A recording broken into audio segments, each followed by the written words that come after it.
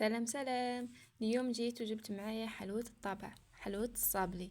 لكل عيد لازم يكون حاضر. اليوم جبته لكم بطريقة سهلة وبسيطة، و250 جرام مارغرين. خرجت لي 120 حبة، كي نركبوهم تجينا 60 حبة، و60 حبة كمية ما شاء الله. يعني 120 250 جرام مارغرين تخرج لي 60 حبة مركبة، يعني الله يبارك. يلا نبداو في الوصفة.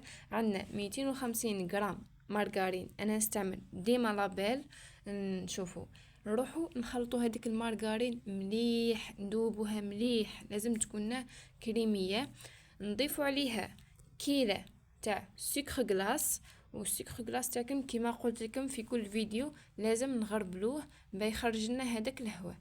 نضيفوا هذاك السكر غلاس ونروحوا نخلطوا كلش بالباتور، نخلطوها حتى يولينا قوام كريمي. يتجانس هذاك السكر مع المارغرين تاعنا.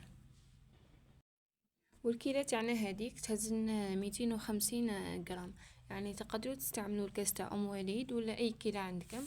بعد ما خلطنا هذاك السكر غلاس مع المارغرين مليح، نجي ونضيفوا لافاني. انا ديما نستعمل نضيف كيس تاع نواره، ونزيد نحط لافاني هذيك بودر، ونزيدوا قرصه ملح.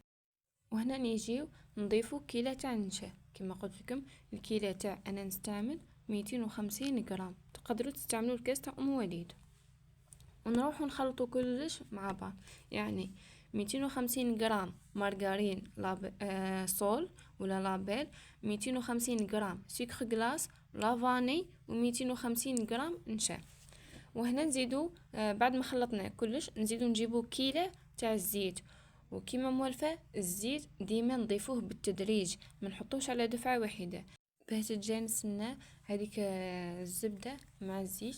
لازم نضيفو الزيت تاعنا بالتدريج ونخلطو مليح حتى نتحصلوا على هذا القوام الكريمي.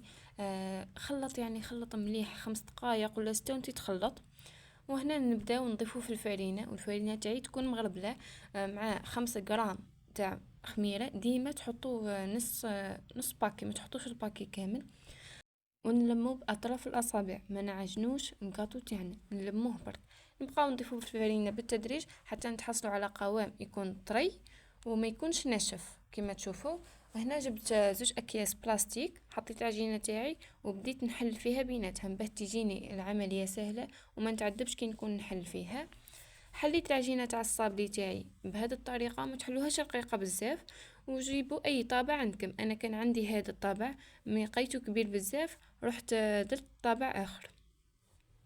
هنا كما راكم تشوفوا العجينه تاعي ما تكونش رقيقه بزاف وما تكونش غليظه بزاف. هذا هو الطابع الثاني اللي درت خدمت به، وصراحه الطابع هذا عذبني بزاف، كل ما نطبع حبه تلصق لي. المهم بعد ما دخلته للفور طاب لي مليح. انا هنايا طيبته بزياده شويه، وانا جبت الكونفيتير تاعي وبديت نلصق في الحبات. انا حبيت نخليها بالكونفيتير كيما موالفين معجون تاع النشماش. كملت كامل الحبه تاعي لصقتهم. يعني حلوة الصابلي ما راحش تدي بنك بزاف وقت بتخدمها ولا بزاف مكونات، حاجة بسيطة جدا وفي كل عيد لازم تحضر.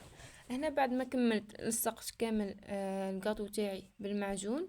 جبت شيكولا وبتيلا، انا كانت عندي هذه، درت بها خطوط تزيين فقط. التزيين كل واحد وكيما يحب. انا حبيت نزين بهذه الطريقة بسيطة وتكون نظيفة.